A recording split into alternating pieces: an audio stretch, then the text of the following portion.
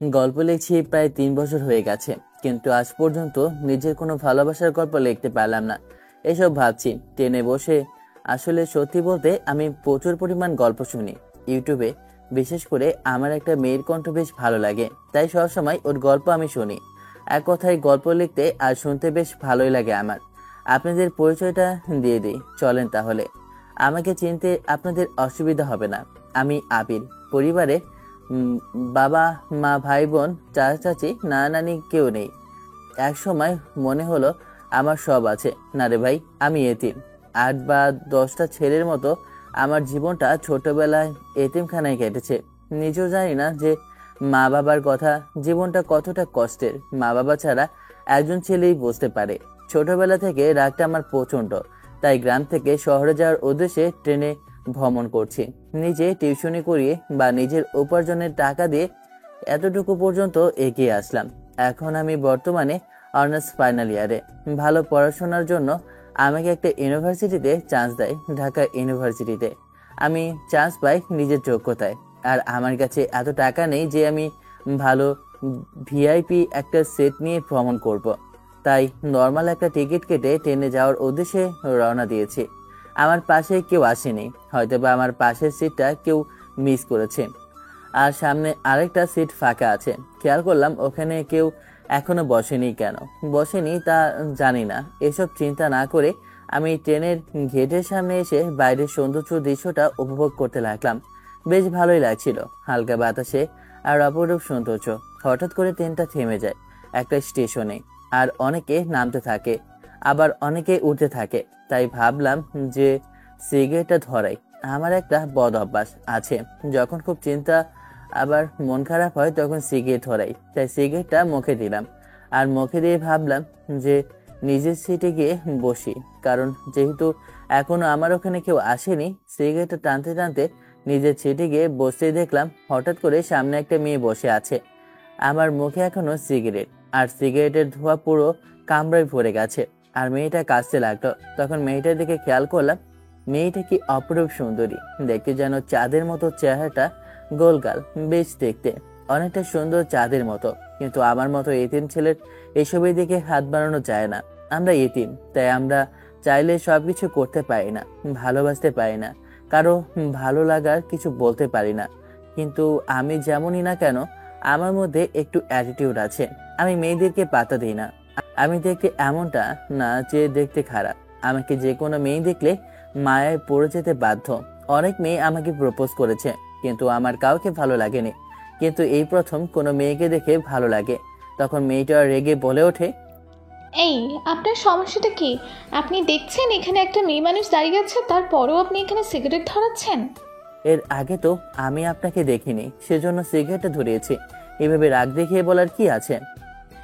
আপনি যে সিগারেট খান আপনার বাবা জানে? আপনার বাবাকে আমার জানানোর প্রয়োজন যে আপনার ছেলে বসে কী বদমাইশি করতেছে?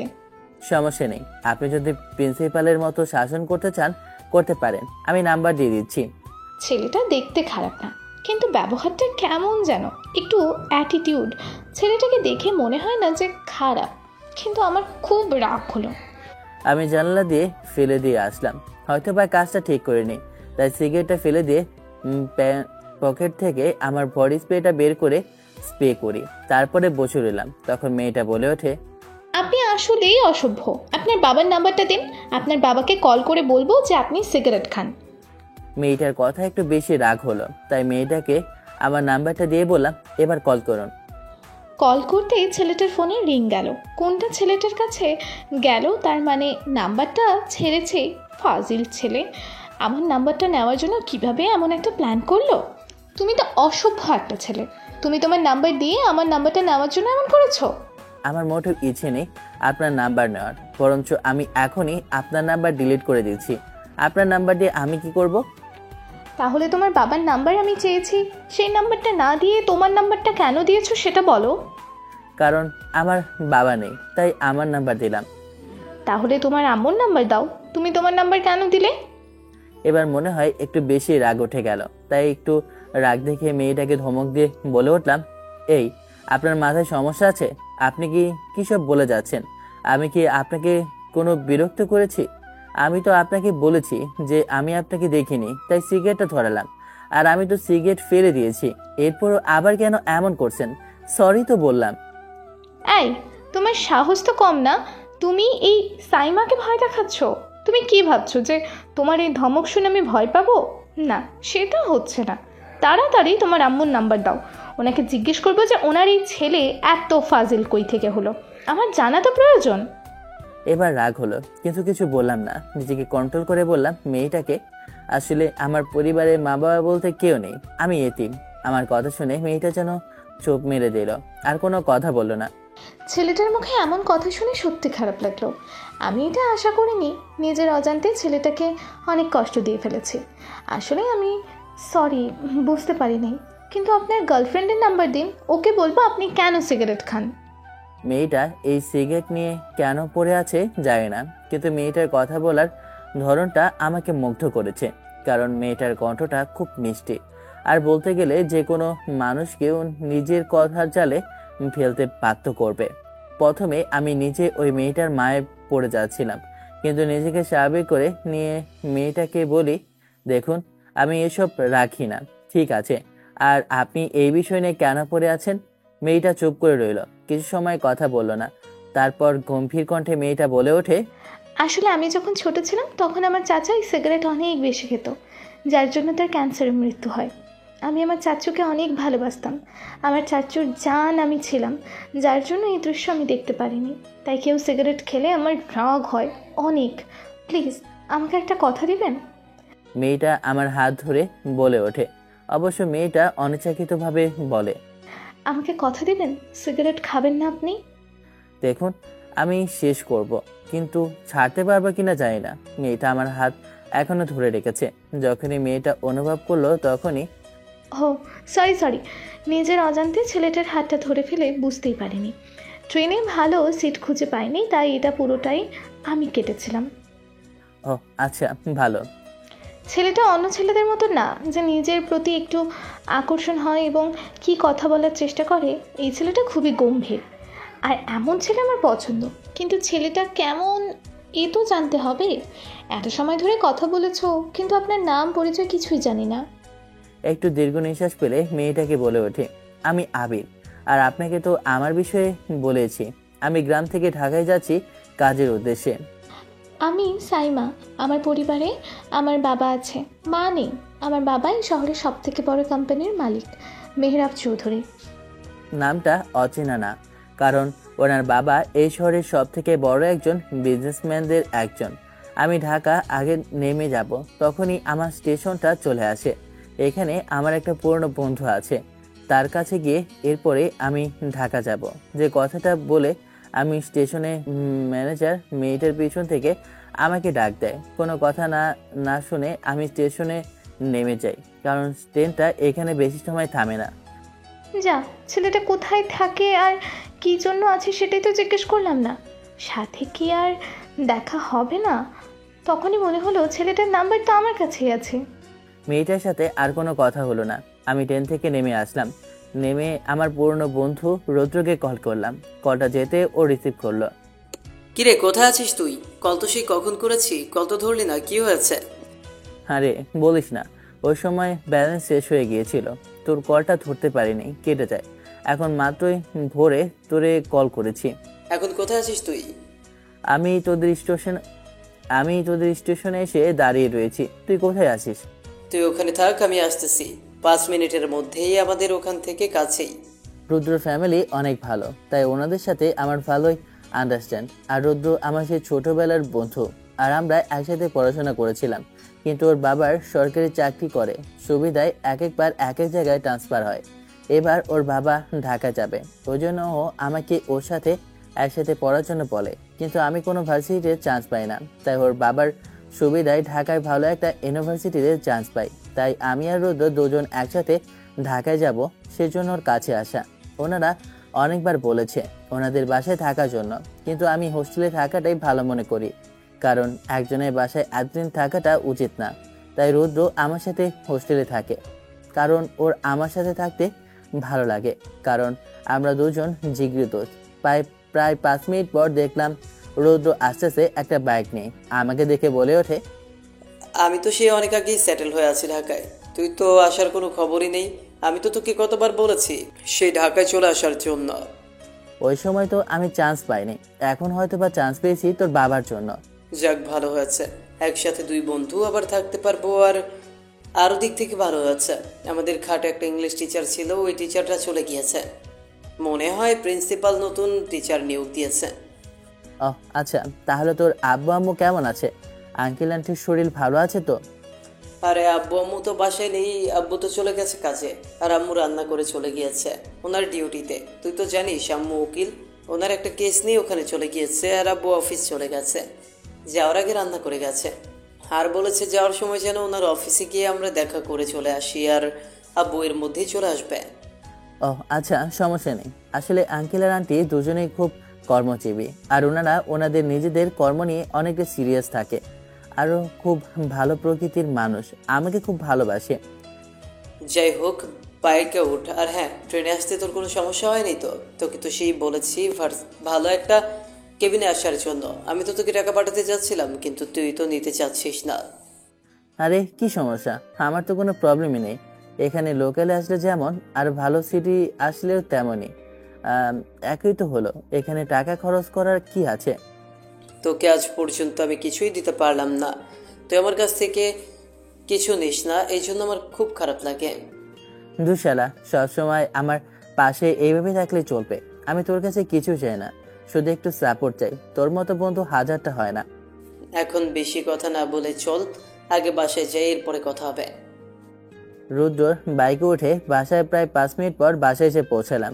বাসায় ওর রুমে এসে শুয়ে রইলাম, তখনও বলে ওঠে, যা ওয়াশরুমে গিয়ে ফ্রেশ হয়ে নে, আম্মু সেই তোর জন্য খাবার বেড়ে রেখে চলে গিয়েছে। আমি ওয়াশরুমে গেলাম। ওয়াশরুমে গিয়ে ফ্রেশ হয়ে রুমে আসলাম। রুমে আসতেই, খাবার টেবিলে আয়, এরপরে না হয় কথা হবে, ওখানে বসে কি হয়েছে না হয়েছে।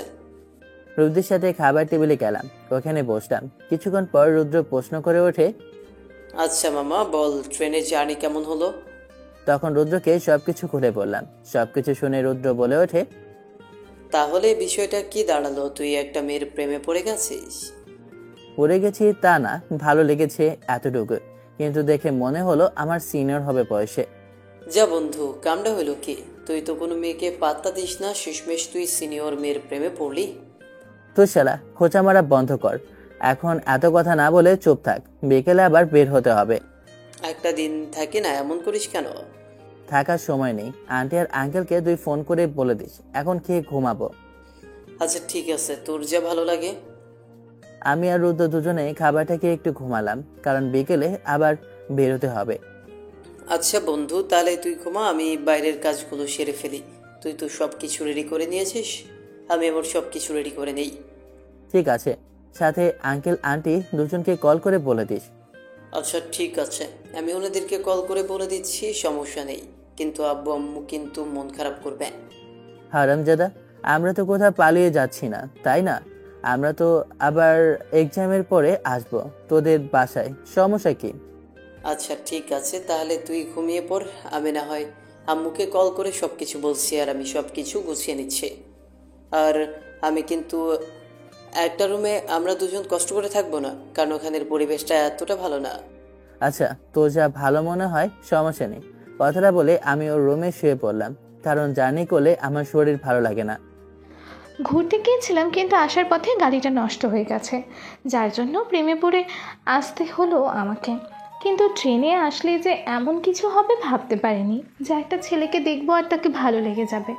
ছেলেটার কথা বারবার মনে পড়ছে, ওর জন্য আমি ভয়েসে পারছি না নিজের চ্যানেলের জন্য সাবস্ক্রাইব। 3 দিন ধরে আমি স্টোরি দিচ্ছি না, আমি ভয়েস দিচ্ছি না। অনেকেই স্ক্রিপ্ট পাঠিয়ে রেখেছে, কিন্তু কাউকে ভয়েস দিতে পারছি না। বারবার শুধু ছেলেটার মায়াবী কিউট মুখটা আমার চোখের সামনে ভেসে আসে। ছেলেটাকে দেখে মনে হলো আমার জুনিয়র। তাহলে কি একটা জুনিয়র ছেলের প্রেমে পড়লাম? কত ছেলে তো আমাকে চাইলে অনলাইনে অফলাইনে, কিন্তু কাউকে পাত্তা দিতাম না। অবশেষে কি ওই ছেলেটা আমার মন চুরি করলো? জানি না। ও, আপনাদের তো বলতে ভুলে গেছি, আমার লাভ স্টোরির একটা চ্যানেল আছে, আর ওখানে সবাই আমার গল্প শোনে। আমার মোটামুটি ভালোই ফ্যান ফলোয়ার আছে, কিন্তু কেউ এখনও পর্যন্ত আমাকে দেখেনি। কারণ আমি কখনো আমার ভিডিও বা পিক কাউকে দিইনি অনলাইনে। বিকেলে ঘুম থেকে উঠে ফ্রেশ হয়ে রেডি হলাম। কই রে, তুই কি এখনো রেডি হয়েছিস নাকি? আর কখন বের হবে? সময় তো হয়ে গিয়েছে। আরে দাঁড়া, আমি রেডি হয়ে গিয়েছি। একটা মিনিট, বাসার সব কিছু আটকে নেই, এরপর না হয় বের হচ্ছি। আমি আর রুদ্র রেডি হয়ে বাইরে আসলাম। এরপর আঙ্কেল আন্টির সাথে ফোনে কথা বলে ওনাদের কাছ থেকে বিদায় নিয়ে আমরা বাস কাউন্টারের দিকে হাঁটলাম। আঙ্কেল আন্টি অনেকবার বলল থাকার জন্য, কিন্তু থাকাটা সম্ভব না, কারণ আবার আগামীকাল সকালে আমাদেরকে ক্লাস করতে হবে। আমরা বাসে উঠে পড়লাম। প্রায় 1 ঘন্টা পর আমরা ঢাকায় এসে পৌঁছালাম, কারণ ওদের ওখান থেকে ঢাকা অনেকটাই কাছে। এরপরে আমাকে রুদ্র নতুন একটা রুমে নিয়ে যায়। ওখানে গিয়ে দুজনে ফ্রেশ হয়ে নিজেদের জামা কাপড় গুছিয়ে রাখলাম।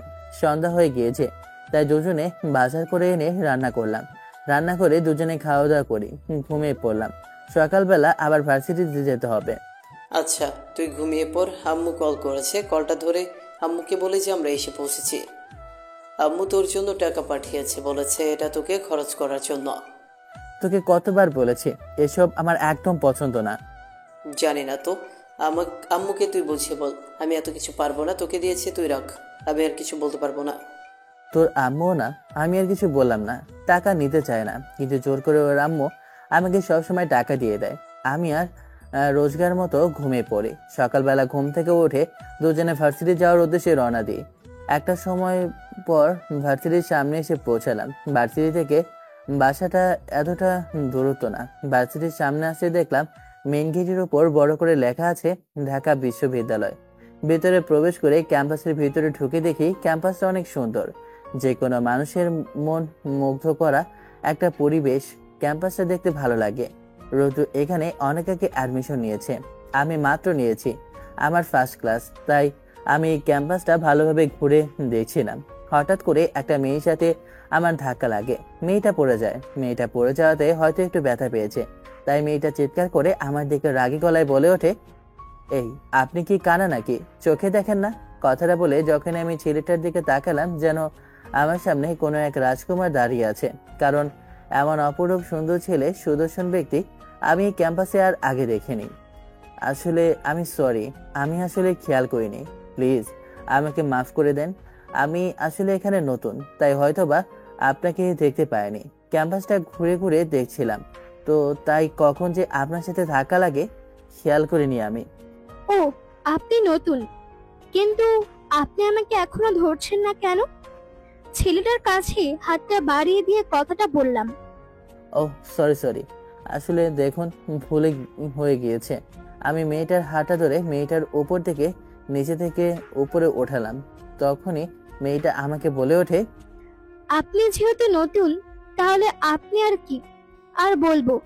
আর আপনি এখানে নতুন এসেছেন, তাই আপনাকে আর কিছু বলতেও পারছি না। যেহেতু অনিচ্ছাকৃতভাবে অ্যাক্সিডেন্ট হয়ে গিয়েছে, তো বলুন আপনি কিসে আছেন আর এখানে কবে অ্যাডমিশন নিয়েছেন?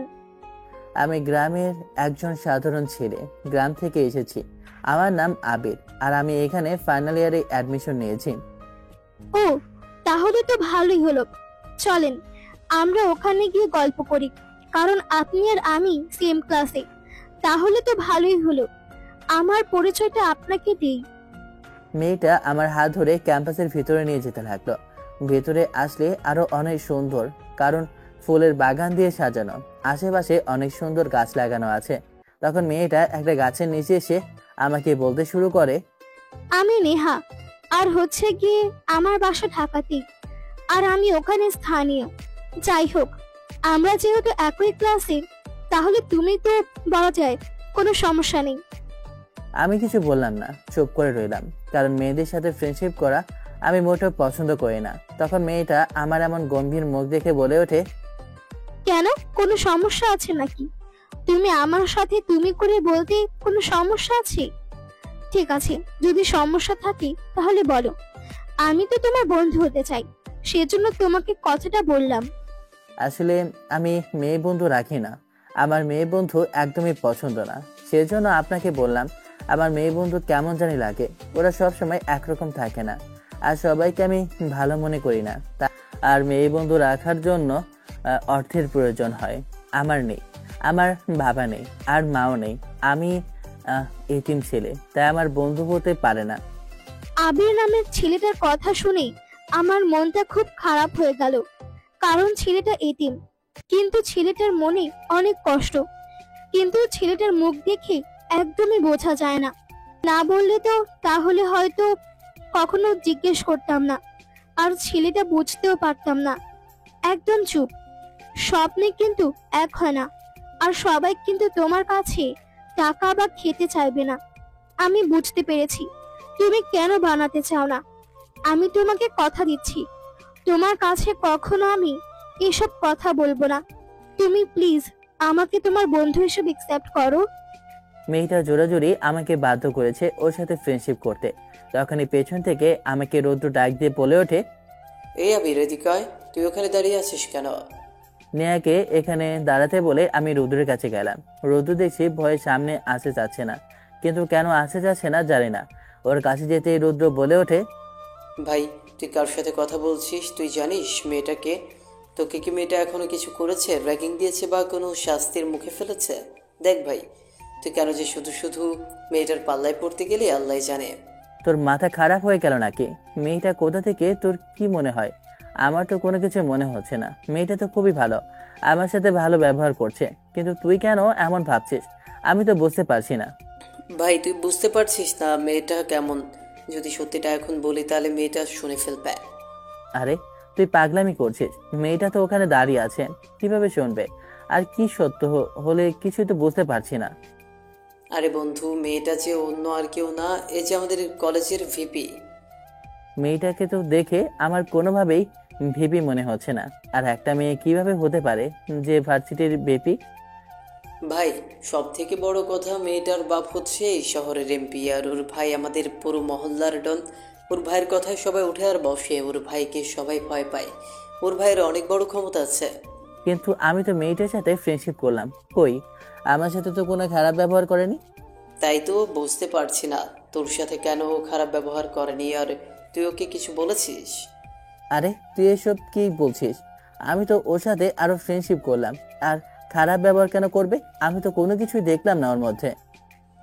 বুঝলাম না ভাই, মনে তো হয় কোনো গন্ডগোল একটা লেগেই আছে। আমার আর রোদ্রের কথার মধ্যে তখনই নেহা উপস্থিত হয়। ওখানে এসেই রোদ্রের কাঁধে হাত দিয়ে বলে ওঠে, কি ব্যাপার রুদ্র, তুমি আবিরের সাথে কি কথা বলছো? তুমি আগে থেকে ওকে চেনো নাকি? না আপু, আসলে হয়েছে কি, আমার আর আবিরের সাথে তো সম্পর্ক বন্ধুত্বের, অন্য কিছু না। আসলে আমরা ছোট থেকে একসাথে পড়াশোনা করেছি, আর সেই জন্য আমি আবিরকে আমার সাথে নিয়ে এসেছি। ও আমার সাথে পড়াশোনা করবে বলে আমি ওকে এখানে নিয়ে আসলাম। তুমি খুব ভালো করেছো।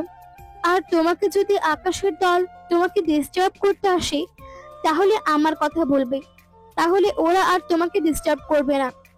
আর আবির খেয়াল রেখো, ঠিক আছে? আর এখন থেকে আমার বন্ধু।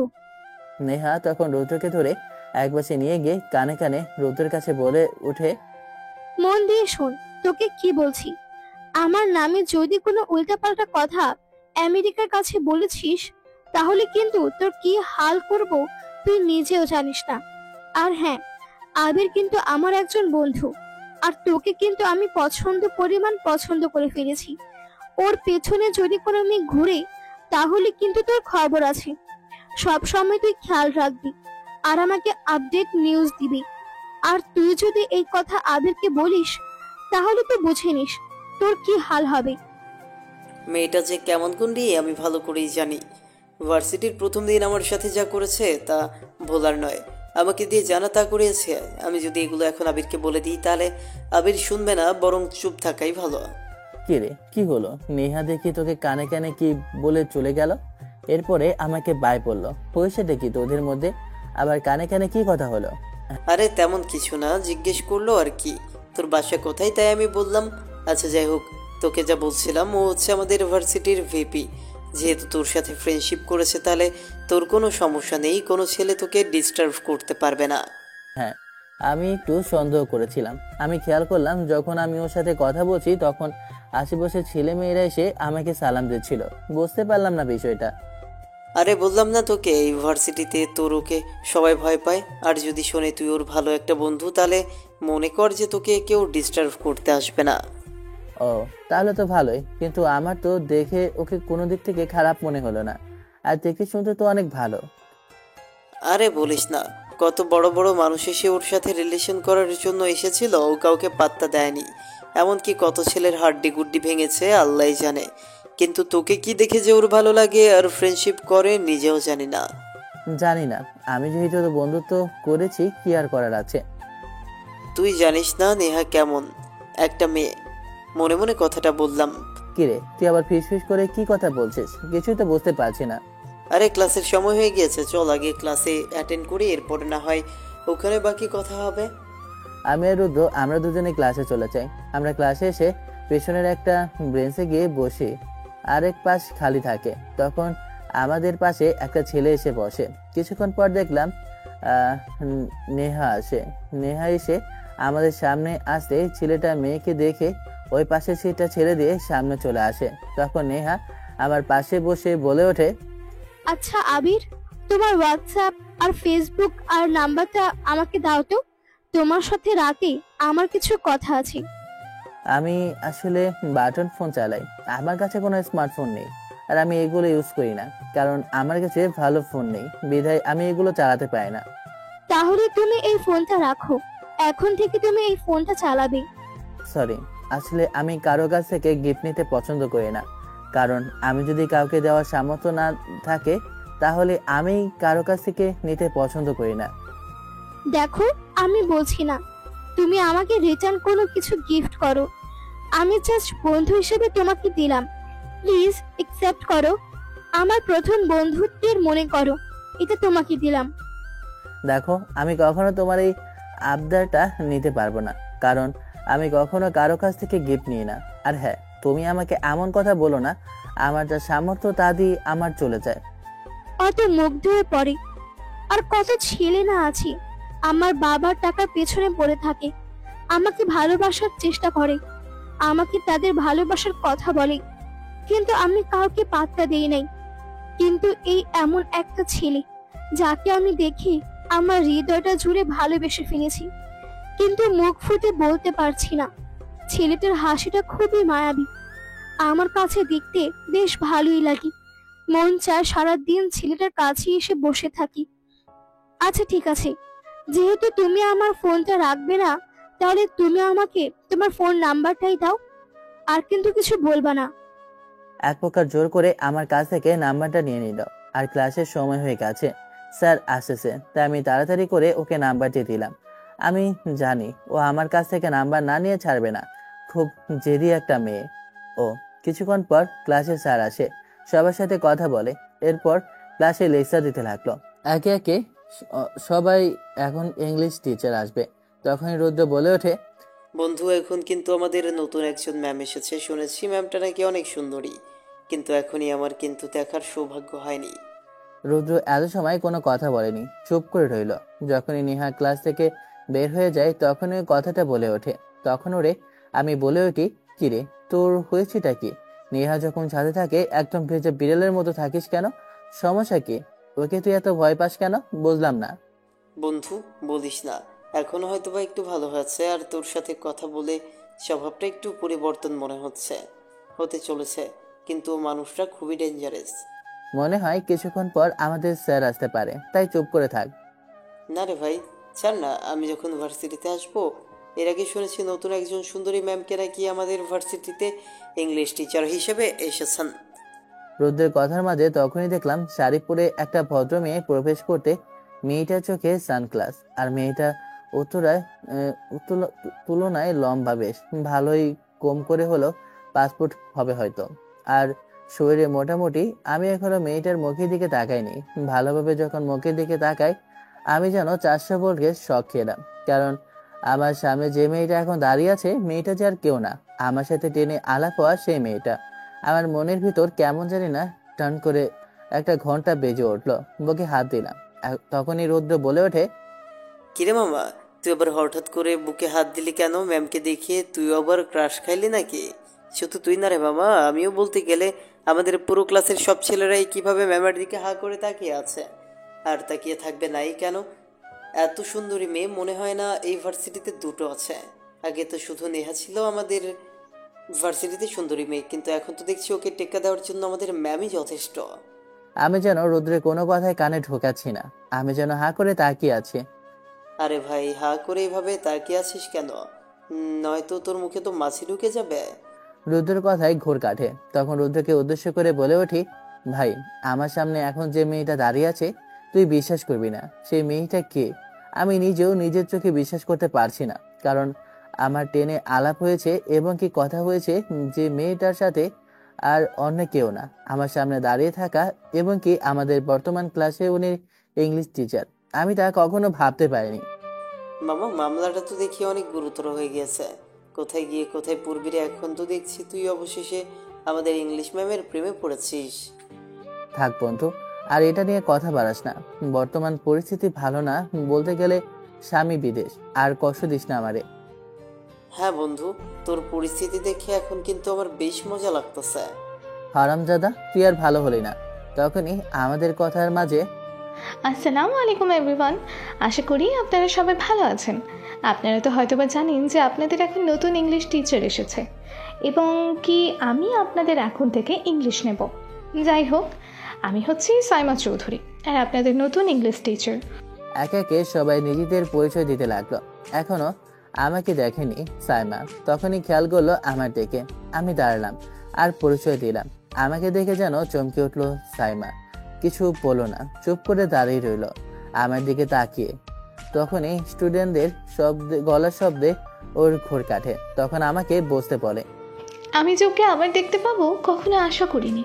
ওকে কতগুলো কল করেছে কিন্তু একটা কলও ওর লাগেনি, শুধু সুইচ অফ বলেছে। কিন্তু হঠাৎ করে যে আমি ওকে এভাবে সামনে দেখতে পারবো কখনো ভাবতেও পারিনি। তাহলে আমি যা অনুমান করেছি তাই হলো, ও আমার জুনিয়র মনে হয়। আমার 3 বছরের জুনিয়র হবে, কারণ আমি 3 বছর আগে স্টাডি শেষ করেছি। যাই হোক, যেহেতু ও এখন আমার ক্লাসে গেছে তাহলে আর কোনো সমস্যা নেই। তখনই সাইমা আমাদেরকে পড়াতে লাগলো। এরপর ও লেকচার দিতে লাগলো। লেকচার শেষ হওয়ার আগে আমাকে বলে ওঠে, এই যে আবির, তুমি দাঁড়াও। জি ম্যাম, আপনি কি কিছু বলতে চান আমাকে? ক্লাস শেষে তুমি আমার সাথে দেখা করবে, তোমার সাথে আমার কিছু কথা আছে, বুঝতে পেরেছো? আমি কি কথাটা বলে সাইমা ক্লাস থেকে বের হয়ে যায়। খেয়াল করলাম ক্লাসে সবাই আমার দিকে তাকিয়ে রইল। আর ছেলেটা কেমন জানি জেলাস ফিল করতে লাগলো, কারণ ম্যাম কেন আমার মতো আমার নতুন একটা ছেলের সাথে কথা বললো। আর আমাকে দেখে এত ধনী পরিবারের মনে হয় না, কারণ আমার গায়ে যে সাধারণ পোশাক। এত ভালো ছেলে থাকা সত্ত্বেও কেন ম্যাম আমাকে বললো কথাটা, তাই সবার একরকম জেলাস ফিল হতে লাগলো। আর জেলাস ফিল হবেই বা না কেন, কারণ এত একটা সুন্দরী একটা মেয়ে। তখন রুদ্র আমাকে কোচা দিয়ে বলে ওঠে, বন্ধু, তুমি তো দেখছি সিনিয়র ম্যামকেও পটিয়ে ফেললে। বাবা, তোমার মতো এমন কপাল নিয়ে জন্মাইলে হইতো। ভাই, একটু মাথায় ঠেকায় দে যদি আমাদের কপালে কোনো মেয়ে ছোটে। শালা, তোর মস্কারি করা আর গেল না। আমার সাথে দেখছি তুই ভালোই মস্কারি করা শুরু করেছিস। এখন ভালো কথা বলছিল, এখন তোর কাছে মস্কারি মনে হলো? যা, আমাদের কপালটাই খারাপ রে বন্ধু। এখন দেখছি মস্কারি করাও যাবে না। দূর হালা, তোকে নিয়ে আর পারবো না।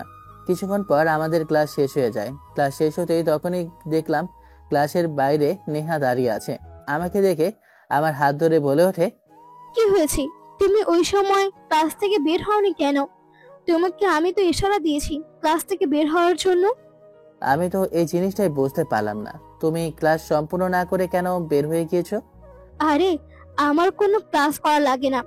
আমি তো শুধু তোমার সাথে বসার জন্য এখানে এসেছিলাম। আমার না ক্লাস করলেও চলে। আমি এসব মোটেও পছন্দ করি না। আমার সাথে যদি ফ্রেন্ডশিপ রাখতে হয় তাহলে অবশ্যই তোমাকে সুন্দরভাবে ক্লাস করতে হবে। আচ্ছা ঠিক আছে বাবা, আমি তোমার সাথে এখন থেকে ঠিকভাবে ক্লাস করব। ওই সময় তো আমি তোমাকে আমাদের কলেজের সবার সাথে পরিচয় করিয়ে দেওয়ার জন্য ডাক দিয়েছিলাম।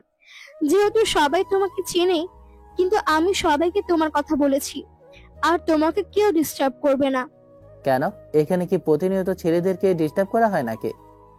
হ্যাঁ ভাই, হয় নাকি? তুই তো জানিস না, আমি দেখেছি আর আমার সাথে হয়েছে। যদি তুই দেখতি আর জানতি তাহলে বুঝতে পারতি। আর তোর পাশে তো এখন নেহা আপু আছে, তাই তোর কোনো সমস্যা নেই। নেহাকে সবাই আপু বলে ডাকে আর এভাবেই সম্মান দেয়। রুদ্র দেখছি ওকে ক্লাসমেট হওয়া সত্ত্বেও আপু বলে ডাকে। তখন নেহা বলে ওঠে, আজকে তোমাদের দুজনকে আমি ট্রিট দিব। চলো সামনে আমরা ক্যান্টিনে যাই, ওখানে আজকে তোমাদেরকে আমি পেট ভরে খাওয়াবো, যা ইচ্ছে তোমরা খাবে।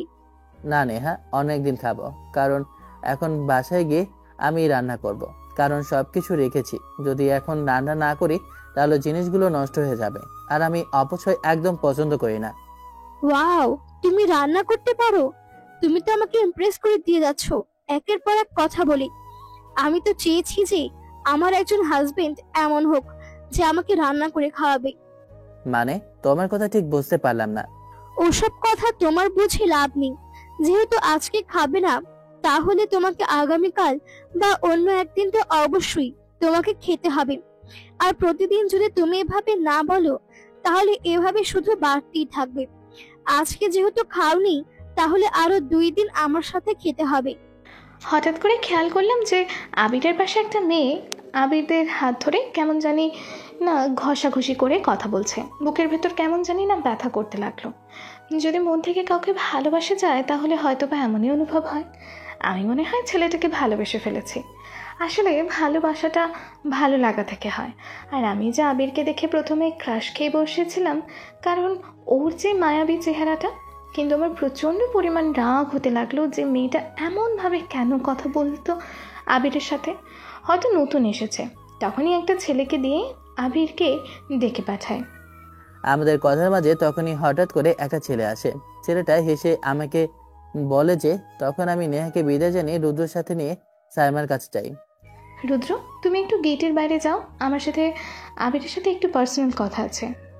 আমি গেটের বাইরে আছি, তোর কথা বললে ম্যামের সাথে আসিস। আমি বাইকটা নিয়ে বাইরে দাঁড়ালাম। বুঝলাম না, আমার সাথে এমন কি কথা আছে যে সাইমা রুদ্রকে বাহিরে পাঠিয়ে দিল, আর রুদ্র সোজা কেমন একটা মুচকি হাসি দিয়ে ইশারায় আমাকে চোখে ওখান থেকে চলে যায়। তখনই সাইমা আমার সামনে এগিয়ে আসে এবং কি আমার চোখ বরাবর বলে ওঠে, তুমি এইভাবে মেয়েদের সাথে কেন ইটিস পিটিস করতেছো? কই আমি কি করলাম? আমি তো এখানে নতুন এসেছি, কাউকে তো চিনি না, আর কার সাথে কি করলাম? দেখুন ম্যাম, আপনি কিন্তু আমাকে উল্টা একটা দোষারোপ দিচ্ছেন। আমি এমন কিছু করিনি। এই, একদম চুপ। তুই আমাকে কেন ম্যাম করে ডাকছিস? ওই সম্ভবত আমাদের সাথে আলাপ হয়েছে, আর এখন কেন ম্যাম করে বলছিস? এখন থেকে আমাকে তুমি করে বলবে, বুঝতে পেরেছ? বুঝলাম না, মেয়েটা হঠাৎ করে হলোটা কি? এই দুদিনের ভিতর এত দুদিন আগেই তো আমার সাথে পরিচয় হলো, এখন দেখছি আমাকে তুমি করে বলছে, আবার ম্যাম বলে রাগ দেখাচ্ছে। তখন আবার রাগে চোখে আমার দিকে তাকিয়ে চোখ বড় করে বলে ওঠে, এখন বল, ওই গুন্ডি মেয়েটার সাথে তোর কিসের সম্পর্ক? যেভাবে এসেছে কথা বলছিস, আমাকে বল তো। আমি যেন এমন রূপে একটু ভয় পেয়ে গেলাম, তাই আমি যেন বাধ্য হয়ে ভয়ে ভয়ে বলতে লাগলাম, আসলে সত্যি বলতে আমি ভার্সিটির প্রথম দিন আসার পরেও আমার সাথে নিজে ইচ্ছাকৃতভাবে ফ্রেন্ডশিপ করে, তাই আমি বাধ্য হয়ে ওর সাথে ফ্রেন্ডশিপ করি। এখন থেকে ওর সাথে কথা কম বলবে। যত কথা কম বলা যায় ততই ভালো, বুঝতে পেরেছিস? আর যদি ওকে দেখি তোর সাথে মিশতে, তাহলে ওর খবর আছে, তোরও 12টা বাজাবই আমি। আমি তো ভয় যেন চুপসে গেলাম, আমার তো হাত পা কাঁপাকাঁপি শুরু করলো, কারণ এমন রূপ তো আমি সাইমার দেখিনি। তখন সাইমা আবার বলতে শুরু করে, তোমাকে ফোন দিই, কিন্তু তোমার ফোনটা বন্ধ কেন পাই? কিছুই বুঝলাম না হঠাৎ করে কি হলো আবার সাইমা ম্যামের। তখন আমি জিজ্ঞেস করলাম, কেন, কি হয়েছে? আপনি আবার আমাকে কল করলেন কেন? আরে তুমি এত কথা কেন বলছো? তুমি আমাকে পড়াও, আর ক্লাসে ম্যাম কি আমি না তুমি, যে আমাকে তুমি প্রশ্ন করছো? যা জিজ্ঞেস করেছি তার উত্তর ঠিকঠাকভাবে দাও, না হলে কিন্তু এখন তোমার খবর আছে, না পাঠিয়ে দিব বললাম। আমি তো যেন থমকে গেলাম, কি থেকে কি হচ্ছে। তাই আমি নরম সুরে সাইমাকে বললাম, আসলে আমি তোমাকে যে ফোনে কল করেছিলাম ওই সিমটা আমি ইউজ করি না, আর আমার অন্য একটা পার্সোনাল সিম আছে, আমি ওইটা ইউজ করি, আর আমার বাটন ফোন, সেজন্য আমি সবসময় দুটো সিম ফোন কেমনে চালাতে পারি, আমি ওইটা ইউজ করি। ও আচ্ছা, ঠিক আছে, সমস্যা নেই। যেটা সবসময় তোমার চালু থাকে ওই ফোনটা আমাকে কল দাও। আমার কাছে তো আপনার নাম্বার নেই, তাহলে কল করব কিভাবে? ঠিক আছে, তোমার লাগবে না। কথাটা বলে আমার পকেট থেকে নিজের ফোনটা বের করে একটা কল করে, এরপরে ফোনটা হাতে দিয়ে বলে ওঠে, এখন সুন্দর ছেলের মতো তুমি বাসায় যাবে, গিয়ে খাওয়া দাওয়া করে ঘুমিয়ে পড়বে, ঠিক আছে? কথাটা বলে একটা মুচকি হাসি দিয়ে ওখান থেকে সোজা চলে যায়। আমি যেন আহাম্মকের মতো দাঁড়িয়ে রইলাম। আমি যেন শান্তশিষ্ট কোনো কিছুই জানি না। আর আমার সাথে কি হয়েছে যেন আমি স্বপ্নের মধ্যে ভাবতে লাগলাম আর বের হতে লাগলাম। গেটের সামনে যেতেই দেখলাম রৌদ্র আমার দিকে তাকিয়ে একটা হাসি দিল। ওকে বললাম, কি রে তুই এত গরুর মতো হাসিছিস কেন? হয়েছে কি তোর আবার? বন্ধু, ম্যামের কাহিনী যা দেখলাম তা দেখে তো আমি পুরাই মাথা নষ্ট করা। বেশি হয়ে গেছে একটা জিনিস, বেশ তো বুঝতে পারলাম। যা বাবা, এত সময় ধরে আমি যা বুঝলাম না তুই এই মুহূর্তে সব বুঝে ফেলেছিস। আমি যে এখন দেখলাম আর বুঝলাম যতটুকু আমার মাইন্ডে ঢুকলো, এখন বুঝতে পারছি যে হয়তো বা সাইমা ম্যাম তোকে ভালোবেসে ফেলেছেন। তো শালা, তেমন কিছু না। এখন এত কথা না বলে আগে আমরা বাসায় যাই, এরপর বাকিটা দেখছি। কিছুক্ষণ পর আমরা বাসায় চলে আসলাম। বাসায় এসে আমি রান্না করলাম। রান্না করে আমরা দুজনে খাওয়া দাওয়া করে একটু শুয়ে পড়লাম। একটু ঘুমিয়ে আমি গল্প লিখতে বসলাম। কারণ একটাই, আমি যদি গল্প না লিখি তাহলে পেমেন্ট পাবো না, আর টাকা যদি না পাই তাহলে আমার খরচ চলবে না। হ্যাঁ, আমি এটার মাধ্যমে নিজের খরচ চালাই, আর বিগত 5 বছর ধরে আমার এভাবেই খরচ চলে আসে। এ বিষয়ে রৌদ্র সবকিছু জানে। আমি কোথায় গল্প লিখি, স্টোরি একটা কমপ্লিট করে এরপরে একটু হাত মুখ ধুয়ে আসলাম। দেখলাম ফোনটা বাজতেছে। আমার কোনো ফোন নেই লেখালেখি করার জন্য। রৌদ্র একটা স্মার্টফোন দিয়েছিল, ওটাতে আমি একটু লেখালেখি করি, কিন্তু আমি এতটা ইউজ করি না। যেহেতু ফোনটা আমাকে দিয়েছে তাই আমি এটা কখনো আমার বলে কাউকে বলি না। আমি সবসময় সবাইকে বলি আমার একটা বাটন ফোন আছে, এতটুকু আমি সবাইকে বলি। কারণ যে আমি যেটা আমার নিজের না তা অন্যর হলে আমি কখনো নিজের বলে চালাই না। ফোনটা বাজতে লাগলো, তাই ফোনের কাছে গিয়ে দেখলাম একটা আননোন নাম্বার থেকে কল আসে। ফোনটা রিসিভ করতে ওপাশ থেকে একটা মেয়েলি কণ্ঠ ভেসে আসে। কি হয়েছে? তোমাকে এতগুলো কল করেছি, কল দেখি ফোন ধরছো না। কোথায় আছো তুমি? আপনাকে তো ঠিক চিনতে পারলাম না, কে আপনি? আরে গাধা, কন্ডিশনার কি তুমি আমাকে বুঝতে পারছো না? আমি নেহা বলছি। ও, আসলে চিনতে পারিনি। আমি আসলে একটু ওয়াশরুমে গিয়েছিলাম, সেজন্য কলটা ধরতে পারিনি। আমি খাওয়া দাওয়া করে ঘুমিয়েছিলাম। তুমি কি করছো? এই তো আমি খাওয়া দাওয়া করে একটু আড্ডা দিচ্ছি বন্ধুদের সাথে। তুমি আমার এখানে চলে আসো না, তাহলে সবাই মিলে আড্ডা দেব। আসলে আমি এগুলো পছন্দ করি না, আর আমি টাইম মেনটেন করে চলতে পছন্দ করি। আর সত্যি বলতে তুমি যে এভাবে ছেলেদের সাথে মেশো আমি একদমই পছন্দ করি না। তুমি যেহেতু এগুলো পছন্দ করো না, তাহলে আমিও আর ওদের সাথে এভাবে মিশবো না। আমি না হলে বাসায় চলে যাচ্ছি। আমি বুঝতে পেরেছি তুমি আমার এমন প্যান্ট শার্ট পরা পছন্দ করো না। ঠিক আছে, যেহেতু আমি পরতে পারি না শাড়ি, তারপরে আমি চেষ্টা করব।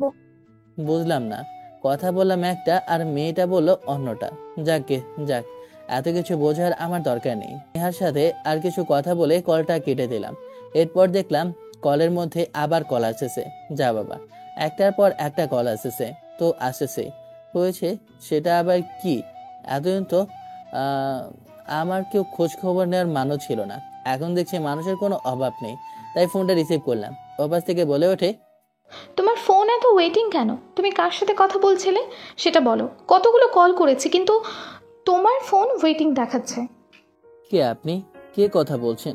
আমার ফোন ওয়েটিং, তাতে আপনার সমস্যা কি? আপনি মনে হয় আমার ঘরের বউ, যেভাবে জারি দিয়ে কথা বলছেন। এখনই আবার আরো একটা ধমক দিয়ে কথা বলে। এখন এত ঝরে বলে যে আমি ভয়ে নরম হয়ে যাই। আমি কে এটা জানার পর তোর প্যান্ট খুলে যাবে। আর তুই আমাকে বলছিস আমি কে? আমি তোর ঘরের বউ নাকি তার থেকেও বেশি? তোকে যা বলছি তাই বল। যার সাথে কথা বলছিলি, আর আমি তোর কেউ না, তোর ভার্সিটির ম্যাম সাইমা, বুঝতে পেরেছিস? কথাটা শুনে যেন আমার গলাটা শুকিয়ে গেল। আমি কিছু বলতে পারলাম না।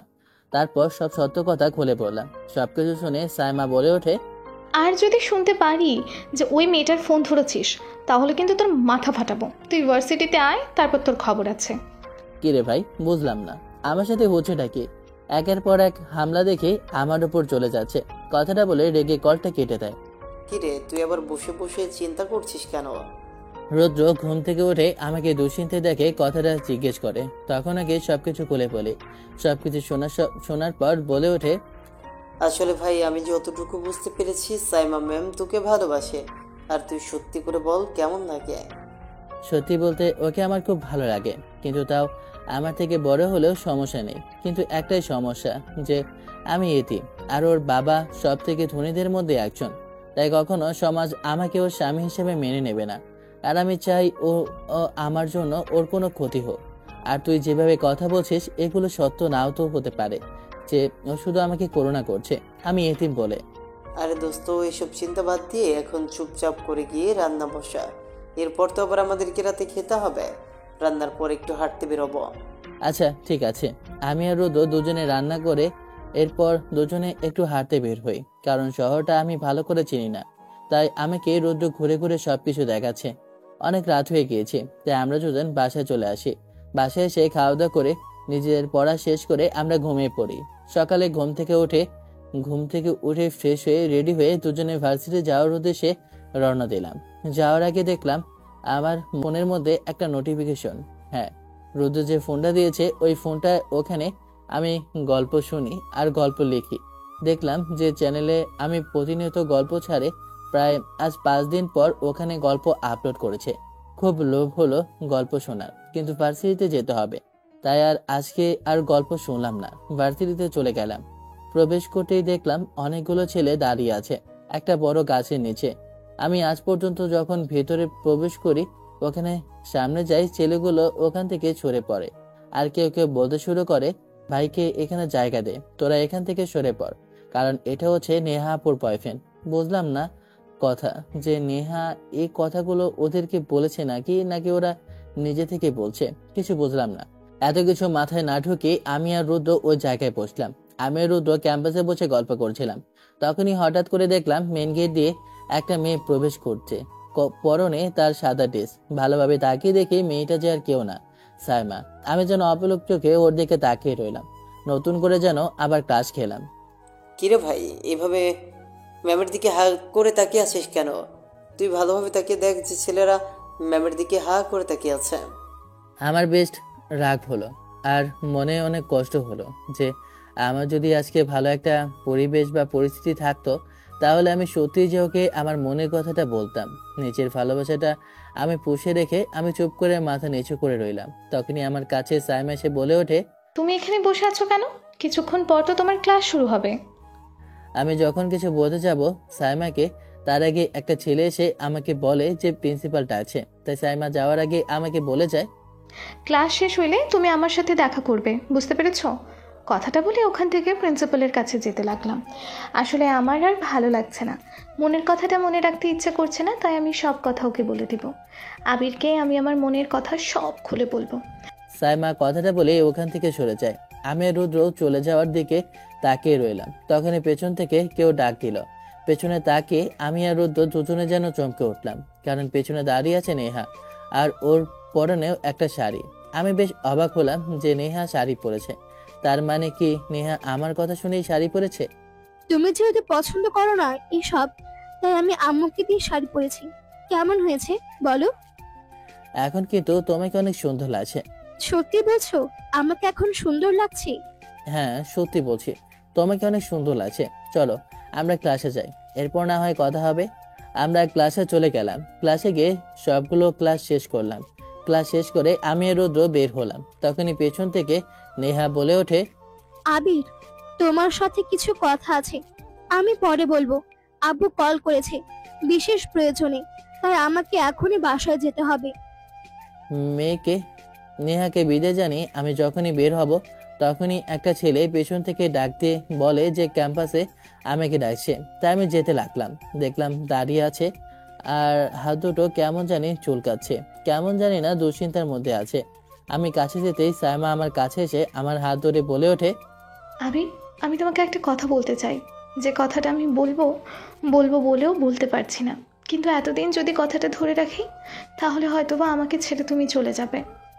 ম্যামের কথা কিছুতেই বুঝতে পারলাম না, তাই ওনাকে জিজ্ঞেস করলাম, কি এমন কথা যে বলতে পারছেন না? কিন্তু বলতে পারছেন না সমস্যা নেই, আপনি বলুন, আমি আপনার কথা মেনে চলার চেষ্টা করব। তখনই সাইমা আমার কাছে এসে আমার হাতটা শক্ত করে ধরে বলে ওঠে, আবির, আমি চেয়েছিলাম কথাটা তোমাকে তোমার পড়া শেষ হওয়ার পরে বলার জন্য, কিন্তু যদি এতদিন লেট করি তাহলে হয়তোবা তোমার কাছে অন্য কেউ চলে আসবে। তাই আমি আর ধৈর্য না ধরতে পেরে তোমার কাছে এসেছি আমার কথাটা বলার জন্য।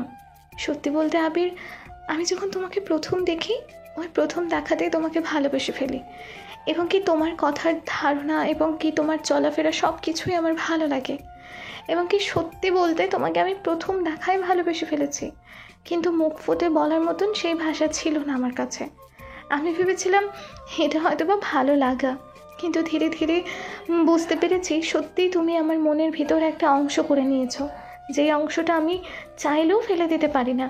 তুমি আমার হৃদয়ের একটি বন্ধনে আটকে গেছো, যে বন্ধনটা আমি চাইলেও ছাড়তে পারবো না। তাই আমি আমার মনের কথাটা তোমার কাছে প্রকাশ করলাম। সাইমার এমন কথায় আমি প্রস্তুত ছিলাম না যে ও আমাকে হঠাৎ করে এমন একটা কথা বলে ফেলবে, তা আমি কল্পনাও করতে পারিনি। আর আমি তো কখনো ভাবতেও পারিনি যে সাইমা আমাকে ভালোবাসতে পারে। তার জুনিয়র হয়েও সে যে আমাকে ভালোবাসবে এটা অবশ্য আমি কখনো ভাবতে পারিনি। আমি ওকে কি বলবো?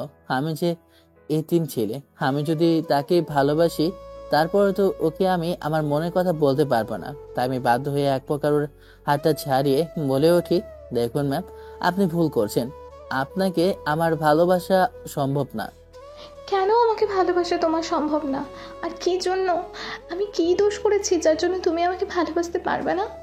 আমি কি দেখতে খারাপ? তাহলে কী জন্য তুমি আমাকে ভালোবাসতে পারবে না বলো? দেখুন, এর উত্তর আমি আপনাকে দিতে পারবো না, কিন্তু এতটুকু আমি আপনাকে বলছি, এই সমাজ আমাকে আর আপনাকে মেনে নেবে না। আর আমি চাই না আমি কারো কাছে অপমানিত হই। আর আমি আপনার বাবার সামনে দাঁড়াতে পারবো না, কারণ আপনার সাথে দাঁড়ানোর আমার যে কোনো যোগ্যতা নেই। আমাকে মাফ করবেন। তুমি কি শুধু এই সমাজের কথা ভেবে আমাকে না করছো? এই সমাজ দিয়ে কি করব আমি? আমি যাকে ভালোবাসি মানুষটা যদি আমার পাশে থাকে, তাহলে আমি পুরো সমাজটাকে এড়িয়ে যেতে পারবো। তোমার আমার বাবাকে নিয়ে চিন্তা করা লাগবে না, আমি সব কিছু ম্যানেজ করে নেব। দয়া করে আমাকে মাফ করবেন, আমি এটা যোগ্য না। এটা বলে বাসার উদ্দেশ্যে রওনা হলাম। আর সাইমা আমার চলে যাওয়ার থেকে একদৃষ্টিতে তাকিয়ে রইল। আমি যাওয়ার সময় খেয়াল করলাম চোখে স্পষ্ট জল ভেসে আসে, কিন্তু আমার যে কিছু করার নেই। আর আমি যে কিছু করতেও পারবো না, কারণ আমি যে এতিম একটা ছেলে। আমি চাইলে এই সমাজের কাছে কিছুই করতে পারবো না। আবির, আমি তোমাকে আমার করে রাখবো। তুমি যতই আমাকে না বলো না কেন, আমি তোমার পিছু ছাড়বো না, কারণ আমি তোমাকে ভালোবেসেছি। আর তুমি প্রথম ব্যক্তি যাকে আমি মন দিয়েছি। আর আমি জানি তুমি খুবই ভালো একটা ছেলে, তোমার মতো ছেলে আর দুটো হয় না। বাসায় এসে আমি খাওয়া দাওয়া করে একটা ঘুম দেওয়ার জন্য বিছানায় গাটা এলিয়ে দিলাম। মাথাটা ধরেছে, তা কিছুই ভালো লাগছে না। মাথাটা ভালোভাবে শক্ত করে দুহাত দিয়ে ধরে শুয়ে রইলাম। তখন রুদ্র ঘরে প্রবেশ করে রুমে এসে বলে ওঠে, কিরে, খেয়াল করলাম যে সাইমা ম্যাম কান্না করছে। ওনার সাথে কি কথা হয়েছে তোর? আবার যার জন্য দেখলাম অনেক কান্না করছে, ওনার চোখে আমি জল দেখেছি। কিছু হয়েছে নাকি তোদের মধ্যে? আর ম্যাম তোকে কি বলেছে যার জন্য তুই এমন কথা বললি আর ম্যাম কান্না করলো? উত্তর অনুমান ঠিক হয়েছে, যা ভেবেছিলি তুই তাই হয়েছে। আমাকে সাইমা ভালোবাসে। এরপর আমি রুদ্রকে সবকিছু খুলে বলি। সবকিছু শোনার পর রুদ্র হাসতে হাসতে বলে ওঠে, বন্ধু, করেছিস কি? তুই একটা সিনিয়র মেয়েকে না বলে দিলে এটা কিন্তু একদমই ঠিক না। সত্যি তোকে অনেক ভালোবাসে। ভালো যদি না বাসতো তাহলে কি একটা জুনিয়র ছেলের পেছনে পড়ে থাকতো? তুই তো জানিস আমিও সাইমাকে ভালোবাসি, কিন্তু ভালোবাসলে যে সবকিছু হয় না। এই ভালোবাসা যে মেনে নেবে না এই সমাজ, আমাদেরকে মেনে নিতে চাইবে না। কোন সমাজের কথা বলিস তুই? যে সমাজ তোকে কখনো দেখে না, যে সমাজ তোকে 3 বেলা না খেলে কিছু বলতে আসবে না, কিন্তু একটা খারাপ কথা বললেই তোর দিকে তেড়ে আসবে, সেই সমাজ? আসলে আমাদের সমাজটা এতটাই খারাপ যে তুই যদি কোনো একটা ভালো কাজ করিস তখন তোকে বাহবা দিবে, আর পেছন থেকে গালি দিবে, বলবে শুধু স্বার্থের জন্যই ভালো কাজটা করেছে। আর যদি তুই খারাপ কাজ করিস তাহলে বলবে তুই খারাপ, তুই নষ্ট। 5 দিন না খেয়ে রেল লাইনের পাশে বসে থাক, কেউ এসে জিজ্ঞেস করবে না যে আপনি খেয়েছেন নাকি। কিন্তু তুই একটা বাজে কাজ করে দেখ, শহর তোকে নিয়ে পড়বে। যে সমাজটা তোকে কখনো মূল্যায়ন করলো না, আর তুই সেই সমাজটাই দেখছিস। রুদ্র কোনোটাই ভুল বলেনি। আমি নিজেও জানি যে এই সমাজের মানুষ ভালো খারাপ সবকিছুই বলে। তাই বলে সমাজের কথায় অজুহাত দিয়ে আমরা যদি বসে থাকি তাহলে আমাদের জীবনটা চলবে না। আমাদের জীবনটা গুছিয়ে নিতে হবে আমাদের নিজেদের মতোই। সমাজের কথায় আমরা যদি চলি তাহলে আমরা না খেয়ে মরতে হবে। আচ্ছা চল, তোর মন খারাপ, তাহলে আমরা একটু নদীর পাড়ে গিয়ে বসি, মনটা ভালো হয়ে যাবে। ওখানে সামনে একটা নদী আছে, ওখানে বিচে গিয়ে আমরা বসে কিছুক্ষণ গল্প করি। আমি আর রুদ্র দুজন নদীর পাড়ে গেলাম। ওখানে ঠান্ডা বাতাসে আমার মন প্রাণ যেন শীতলতা হয়ে গেল, প্রাণটা জড়িয়ে গেল। জীবন, তুমি জীবন নও। জীবন, তুমি কেন ব্যথা দাও? প্রাণের রজনীকান্তা, তুমি আমার সেই পূর্ণ স্ত্রী। মুগ্ধতা, তোমায় দেখে আমি বাঁচি, বেঁচে তাই তো তোমাকে নিয়ে থাকতে চাই সারাটা জীবন ভালোবেসে। নিজের মনে যা আসে তাই বলে কিছু হয় কি না হয় তা দেখি না, কিন্তু মনের ভাবটা প্রকাশ করে নিজের মনটাকে হালকা করতে বেশ ভালো লাগে। আমি আর রুদ্র আরো কিছু সময় আড্ডা দিয়ে সন্ধ্যা থেকে বাসায় চলে যাই। বাসায় এসে রান্না করতে থাকি, তখনই রুদ্র এসে বলে ওঠে, বন্ধু তুই এভাবে একা কত রান্না করবি? বলছি বিয়েটা করে ফেল, তাহলেই তো হয়ে গিয়েছে। আমরা কিছুদিন ভাবির হাতের রান্না খাবো। আমারও তো একই কথা, তুই আর এভাবে আমার হাতে রান্না কতদিন খাবি? আমি তো রান্না করতে পারি, তাতে তো আমার কোনো সমস্যা নেই, কিন্তু তুই তো রান্না করতে পারিস না। তাই তো তোর প্রয়োজন হচ্ছে কি আগে বিয়ে করা, আমার যেমন তেমন চলে যাবে। ঠিক জায়গায় ঠিক সময় খোঁচা মারার অভ্যাসটা তো সব সময় রয়ে গেল। হারামজাদা, আর খোঁচা মারা তুই আর বন্ধ করলি না। বারে, তুই তো শুয়ে পড়লি, আমার কি দোষ? যাই হোক, রান্না প্রায় শেষ, রান্না শেষ হয়ে গেছে। তুই শুধু উঠিয়ে নিস আর খাবার বেড়ে রাখিস, আমি একটু ফ্রেশ হয়ে আসলাম। আচ্ছা ঠিক আছে, তাহলে তুই যা, আমি খাবারটা ঠিকভাবে বেড়ে রাখছি, তুই গিয়ে ফ্রেশ হয়ে নে। আমি ওয়াশরুমে গিয়ে ফ্রেশ হয়ে বাইরে আসলাম। বাইরে রুমের ভিতর ঢুকে দেখলাম ফোনটা বাজতে লাগলো, তাই ফোনের কাছে গিয়ে দেখি কে জানি কল করেছে। ভালোভাবে নাম্বারটার দিকে খেয়াল করে দেখি নেহা ফোন করেছে।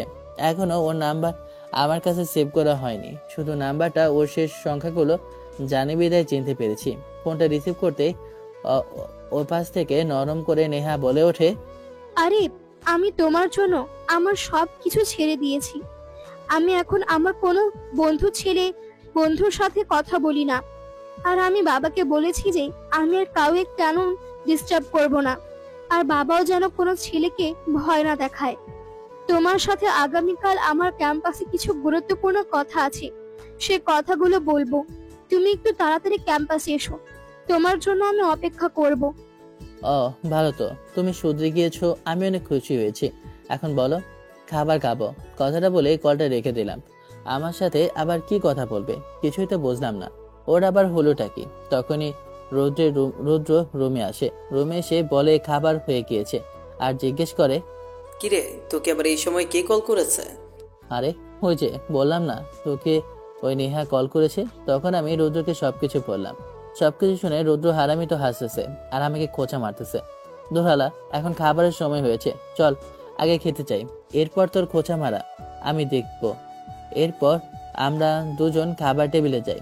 একসাথে খাওয়া দাওয়া শেষ করে রুমে এসে শুয়ে পড়ি, কারণ সকালবেলা আবার ভার্সিটিতে যেতে হবে। সকালবেলা ঘুম থেকে উঠে ফ্রেশ হয়ে নিলাম। গতকাল রাতে গল্প লেখালেখি হয়নি, তাই ভাবলাম স্মার্টফোনটা নিয়ে যাই সাথে করে, যদি সময় পাই তাহলে কিছু সময় গল্প লিখব। এটা ভেবে ফোনটা হাতে নিয়ে নিই।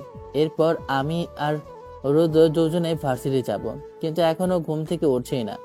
ওকে অনেক টানাটানি করলাম কিন্তু উঠছে না, তাই আমি একাই চলে গেলাম।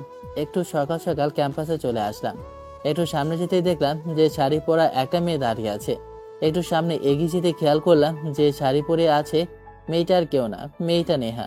নেহা আমাকে ডেকে আমার কাছে এসে বলে ওঠে, আবির, তুমি এসেছো? আমি তোমাদের জন্য সে কখন থেকে অপেক্ষা করছি তোমাকে এই কথাটা বলার জন্য। আমি রাত থেকে শুধু অপেক্ষা করতে করতে কখন যে সকাল হবে আমি সেই রাত পর্যন্ত ঘুমাতে পারিনি। কেমন কথা বলবে নেহা, যার জন্য তুমি এত অধীর আগ্রহী ছিলে? তখন নেহা আমার হাতটা ধরে আর হাতটা ধরে বলে ওঠে, আবির, তুমি এই প্রথম ব্যক্তি যে আমার মন চুরি করে নিয়েছো। যাকে প্রথম দেখায় আমার মনের ভিতর কেমন জানি না উতাল পাতাল হয়ে গিয়েছিল। তুমি এমন একটা ব্যক্তি যে কিনা আমার মনটা নিয়েছো। বিশ্বাস করো, আমি কথা ছেড়ে দেখেছি, কিন্তু কোনো ছেলের প্রতি আমার এমন ফিলিংস হয়নি তোমার প্রতি আমার যেমন হয়েছে। আমি তোমাকে প্রথম দেখায় ভালোবেসে ফেলেছিলাম, কিন্তু কথাটা বলতে পারিনি। যদি তুমি আমাকে না করো, পরে সবকিছু ভেবে চিন্তে দেখলাম যদি আমি এখন তোমাকে কথাটা না বলতে পারি তাহলে হয়তোবা আর কখনোই বলতে পারবো না। সত্যি বলতে, তোমার সাথে বন্ধুত্ব করি শুধু তোমাকে ভালোবাসি বলে। আমি কখনো কারোর সাথে এমন ভাবে কথা বলিনি, এমনকি এমন পরিবর্তন হয়নি। তুমি এমন একটা ব্যক্তি যে কিনা আমাকে পুরো বদলে দিয়েছো। আমি বুঝতে পেরেছি আমি একটা নারী, আর নারীর কিসে মানায় বেশি। আমি এখন তোমার সাথে চলে এতটুকু বুঝতে পেরেছি, মানুষ আমাকে ভালোবাসে না, শুধু আমাকে ভয় পায়, সেজন্য আমাকে সম্মান করে। কিন্তু আমি এখন পুরো পরিবর্তন হয়ে গিয়েছি। তুমি পরিবর্তন হয়েছো এটা দেখে আমি অনেক খুশি, কিন্তু তুমি যে কথাটা বলছো এই কথাটা কোনোভাবেই সম্ভব না, কারণ আমি কখনো তোমাকে এইসব চোখে দেখিনি। তুমি দেখতে অসম্ভব সুন্দর, তুমি চাইলে আমার থেকেও ভালো একটা ছেলে পাবে, কিন্তু আমি তোমাকে সবসময় বন্ধু বলে মনে করেছি।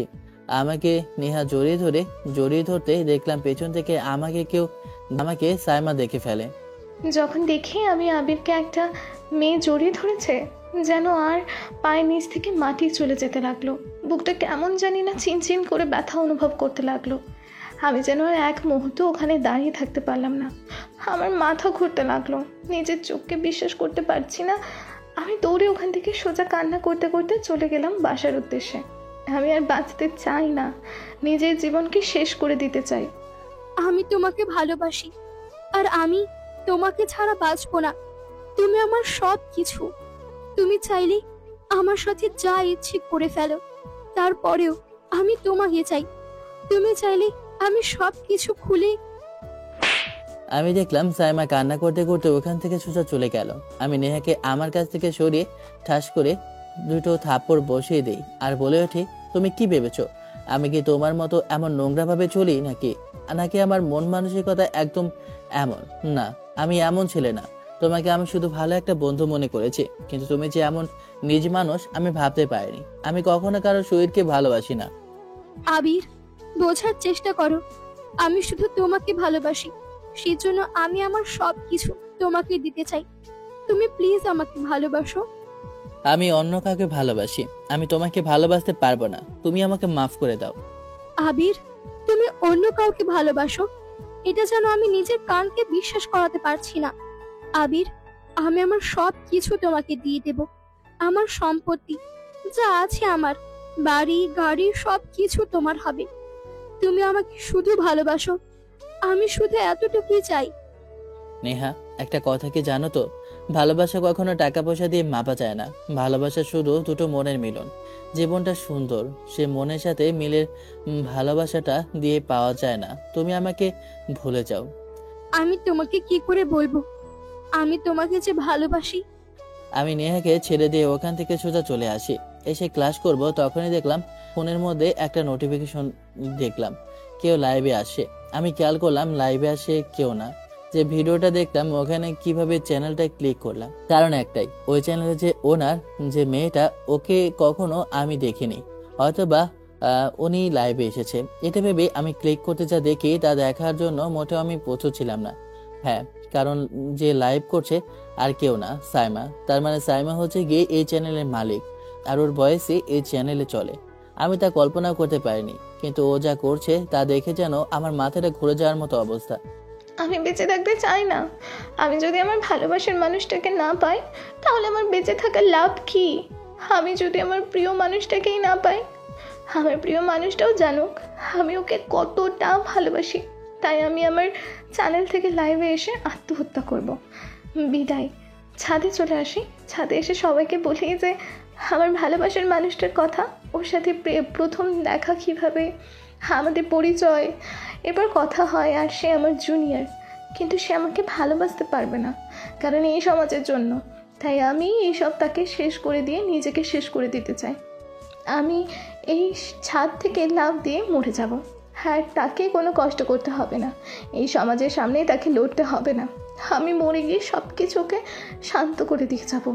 এটা শোনার পর আমার যেন মাথা পুরো ঘুরে গেল। আমি রুদ্রকে কল করলাম। রুদ্র তাড়াতাড়ি এসে আমাকে সাইমার ঠিকানা দেয়। সাইমার ঠিকানাটা নিয়ে রুদ্রের কাছ থেকে বাইকটা নিয়ে ফুল স্পিডে সাইমার বাসায় যেতে লাগলাম। আমি ওর বাসায় গিয়ে তাড়াতাড়ি ওর ছাদে গিয়ে দেখি সাইমা এখনই ছাদ থেকে লাফ দেবে। আমি দৌড়ে গিয়ে ওকে ধরেই ঠাস ঠাস করে কয়েকটা থাপ্পড় দিতে লাগলাম আর বলতে লাগলাম, এটা কি করতে যাচ্ছ তুমি? তুমি কেন নিজেকে শেষ করতে যাচ্ছ? তোমার সমস্যা কি? সাইমা কান্না করতে করতে বলে ওঠে, আমি কি করব? তুমি আমাকে ভালোবাসো না, ভেবেছিলাম ভালোবাসা দিয়ে তোমাকে আবার আমার করে নেব, কিন্তু তার কই হলো? তুমি তো অন্য কাউকে ভালোবাসো। তোমাকে কে বলেছে আমি অন্য কাউকে ভালোবাসি? তুমি যা দেখেছো ভুল দেখেছো। ও আমাকে ভালোবাসে, আর আমি ওকে চাই না, তাই ওর থেকে আমি ছাড়িয়ে নিয়েছিলাম। তুমি এখানে পুরোটা দেখলেই বুঝতে পারতে, কিন্তু তুমি শুধু অর্ধেকটা দেখেই ওখান থেকে চলে এসেছো। তার মানে তুমি ওকে ভালোবাসো না? আমি যদি ওকে ভালোবাসতাম তাহলে কি তোমার কাছে কখনো ছুটে আসতাম বা কখনো তোমাকে বারে বারে তোমাকে দেখতাম নাকি? যখন তুমি যার পথে আমি পেছন থেকে তোমার দিকে তাকিয়ে থাকতাম। তুমি সত্যি বলছো? এখন যেন সাইমা নিজেকে নিজে বিশ্বাস করতে পারছে না যে আমি যে কথাগুলো বলছি সাইমা নিজের চোখে বিশ্বাস করতে পারছে না। তাই সাইমা আমার ঠোঁটটা নিজের দখলে নিয়ে নেয়। কথাটা শুনে আমি যেন খুশিতে আত্মহারা হয়ে যাই। আমি আবিরের ঠোঁটে নিজের ঠোঁট লাগিয়ে দিই। এরপর প্রায় 5 মিনিট পর ছেড়ে দিই। আমার এখন বিশ্বাস হচ্ছে যে তুমি হচ্ছে আমার আবির। আর এমন পাগলামি করবে না, কথা দাও। তুমি আমাকে ভালোবাসলে আর কখনো এমন করবো না। আমি তোমাকে সবসময় ভালোবাসবো, কথা দিলাম। এরপর সাইমার বাবা আমার আর সাইমার বিয়ে দেয়, কারণ সাইমা তার বাবার একমাত্র মেয়ে। তাই ওর বাবা ওর কথার উপর কখনো কোনো কথা বলে না। ওর বাবা আমাকে অনেক পছন্দ করে। আমার আর সাইমার বিয়ে হয়। সাইমার সাথে আমার বাসর রাত হয় এক স্মরণীয় রাত, যে রাতটার জন্য হাজারো ছেলে অপেক্ষা করে। দিনে পড়া শেষ হলে সাইমা আমাকে বিকেলে পড়ায়, আর রাতে আমি ওকে পড়াই। হ্যাঁ, রাতে কি পড়ানো হয় তা তো বিবাহিত ভাইরা ঠিক ভালোই জেনে গিয়েছ। কিন্তু আমার বউটা সিনিয়র হলে কি হয়েছে, আমার বউ কিন্তু এখনো পিছিয়ে রয়ে গেছে। আমার কোলে যদি মাথা রেখে না ঘুমায় তাহলে ওর ঘুম আসে না। সব সময় আমার বুকের মধ্যে ঘুমিয়ে থাকবে। ওর যেন আমি বালিশ হয়ে গিয়েছি। আমি ছাড়া ওর কোথাও ভালোই লাগে না। এরপর আমাকে সারাদিন শুধু কিস করবে, কপালে গালে। আদরে তো কোনো কথাই নেই। থাক, সিঙ্গেল ভাইদেরকে আর কষ্ট দিয়ে লাভ নেই। তারা বউ পায় না, গার্লফ্রেন্ডও পায় না। তাই আর বেশি রোমান্টিক হওয়ার ইচ্ছে নেই। আবির আর সাইমার ভালোবাসা যেন এমনভাবেই সারা জীবন বেঁচে থাকে, এই দোয়াই আপনারা করবেন। আর গল্পটা এখানে শেষ করলাম। আশা করি গল্পটা কেমন হয়েছে কমেন্ট বক্সে জানাবেন। ধন্যবাদ, আল্লাহ হাফেজ।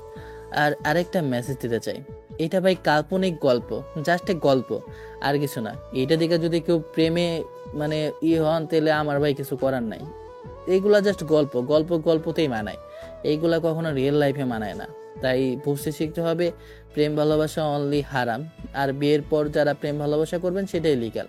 তো আমি চাই আপনারা সবাই বিয়ের পরে প্রেম ভালোবাসা করেন।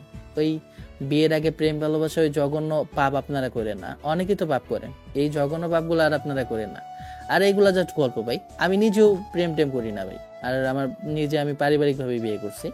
তো আশা করি আপনারা এমনটাই করবেন, প্রেম ভালোবাসা থেকে দূরে থাকবেন। অনলি বিয়ে টু বিয়ে। ভালো থাকবেন, সুস্থ থাকবেন। আল্লাহ হাফেজ, tata, bye bye, have fun, খোদা হাফেজ।